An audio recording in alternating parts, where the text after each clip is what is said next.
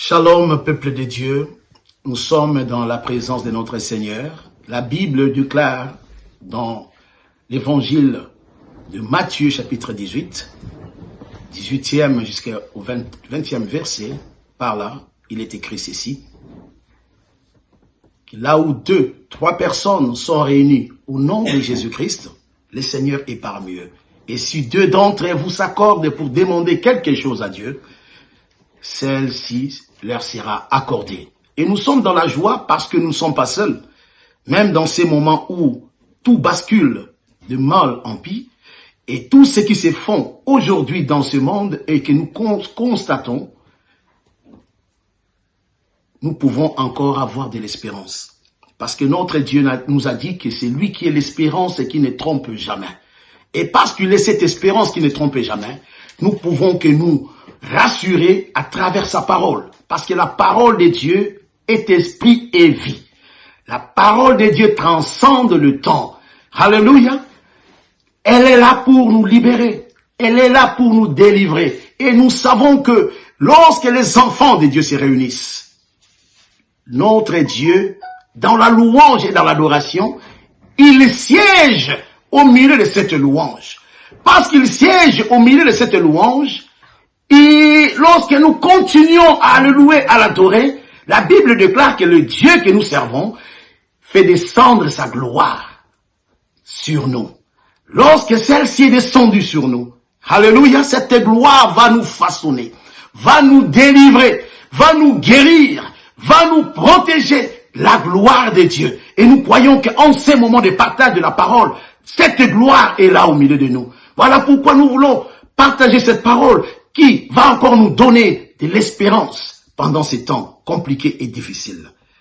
Nous continuons toujours les thèmes que nous avions commencé la semaine passée. Ces thèmes que nous avions partagés le dimanche passé. Préparons-nous. Jésus, notre Maître, revient. En ces jours, en ces moments difficiles, tous les enfants de Dieu, partout où ils se trouvent, ils doivent se mettre dans cette préparation. Et pour cette préparation, il nous faudra faire quelque chose. Il faudrait avoir de la persévérance. Parce que ce que nous allons partager aujourd'hui, vous allez voir que nous ne savons pas quand est-ce qu'il viendra. Mais il nous a rassuré qu'il va venir. Il a dit qu'il va venir chercher les siens.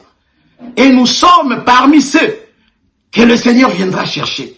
Pour que tu sois enlevé au moment où il sera là, la trompette va sonner, il faut être préparé. Voilà pourquoi, pour commencer aujourd'hui, le premier texte que nous allons partager, nous allons prendre nos Bibles. Alléluia. Nous allons les ouvrir dans l'évangile de Matthieu chapitre 24, le verset 33 jusqu'au verset 42.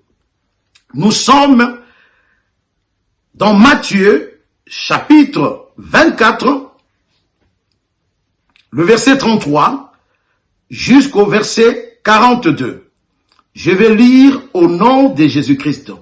Matthieu chapitre 24. À partir du verset 33, il est écrit ceci.